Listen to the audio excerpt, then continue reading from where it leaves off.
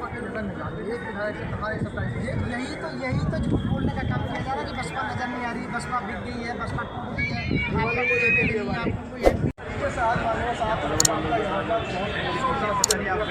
आपको कोई एम लेकिन एक सवाल उभर रहा है, कांग्रेस भी अपनाना चाह रही है मंदिर साहब काशीराम को, समाजवादी पार्टी भी अपनाना चाह रही है और आजाद समाज पार्टी आपसे कहाँ बचेगी काशीराम?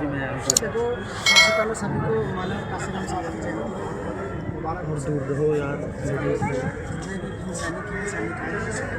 देखो, एक वक्त काशीराम साहब ने कहा था कि ज़रूर आएगा जब सब हमारे जितने महापुरुष हैं सब अपना अपना बोलेंगे सबसे लिए। लेकिन आप ये देखें कि इन महापुरुषों के लिए काम किस पार्टी ने किया? काम तो बहन जी ने किया, काम तो बहुजन समाज पार्टी ने किया। अब से पहले यदि सरकार बनने से पहले 2007 से 2012 तक हमारी सरकार थी, उसमें जिले बनवाए, मूर्तियाँ बनवाई, विश्वविद्यालय बनवाए और इंस्टीट्यूट्स बनवाए उनके नाम से, और बहुत सारी संस्थाएं जो चल रही हैं, काम कर रही हैं सारी। तो उससे पहले कांग्रेस ने 70 साल राज किया, जब तो कांग्रेस ने तो कुछ नहीं करा ना, बीजेपी ने भी नहीं करा और बहुत सारी पार्टियाँ नहीं किया।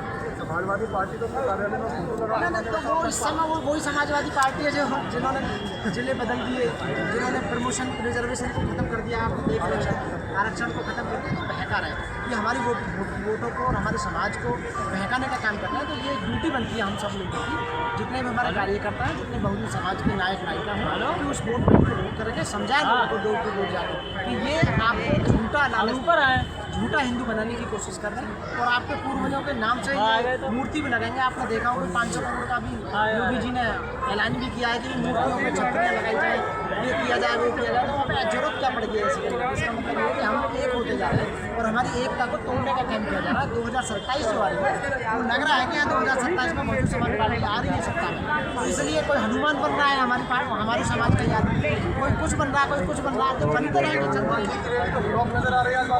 वो तो चलता ही रहेगा। मैं यही तो कह रहा हूँ, आप समझाने की समय आपके चैनल के माध्यम से मैसेज देना चाहता हूँ कि बहुजन समाज पार्टी ने जो काम किया है वो सरकारें 50 साल में भी नहीं कर पाई, जो 5 साल में नहीं करके, और उस काम को मिटाने के लिए इनको कोशिश की जा रही है टोटल, और आपकी वोटों को काटा जा रहा है। मैं एक और आपके चैनल के माध्यम से बताना चाहूँगा कि अपनी अपनी वोटों को बचाने का काम किया जाए, क्योंकि गाँव जाकर 400, 500, 600 वोट काटी जा रही है। उन वोटों को रखाने का काम किए, तुम्हारे पास वोट ही नहीं रहेगी। सही बात है, सत्ता में कैसा है? ये सही बात है। तो वोट है ना, जो अधिकार बाबा साहब ने हमें बड़ी मुश्किल से लड़ाई लड़के दिया है, उस अधिकार को बचाने के लिए हमें जागरूक होना पड़ेगा। तो हमारे जो समाज के पढ़े लिखे बच्चे हैं वो इस बात को ध्यान दें कि अनपढ़ लोगों की, अपने जो ऐसे लोग हैं जिनको पहचान नहीं है, जागरूक नहीं है, उनकी वोट को पढ़ लेना दें और वोटों को जुड़वाने का काम। अच्छा वकील साहब, एक सवाल और, जिस तरीके से आजाद समाज पार्टी के साथ नौजवान युवा का शुरुआत हुई, उनके खिलाफ बहुत मुकदमे हैं, तो क्या आपके पास भी कुछ ऐसे केस आए? तो बात है आजाद समाज पार्टी के बारे में वैसे मैं कमेंट नहीं करना चाहता, लेकिन मैं जरूर करना चाहता हूँ। नौजवान कहता है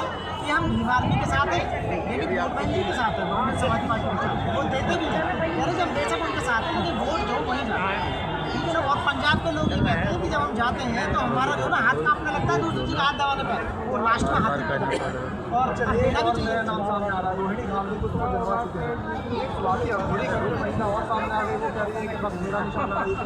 देखो, उसके बारे में कोई कमेंट नहीं करना, वो अपने समाज के नेता है, वो ऐसे चंद्रशेखर भाई जैसे तो और लोग भी बहुत हैं जो काम कर रहे हैं। और दूसरी बात, पहले भी थे, कांग्रेस के ज़माने में भी थे, जिनका एक नाम अभी भी है, रामविलास पासवान भी थे, रामदास अठावले भी थे, तो बहुत है ऐसे नेता।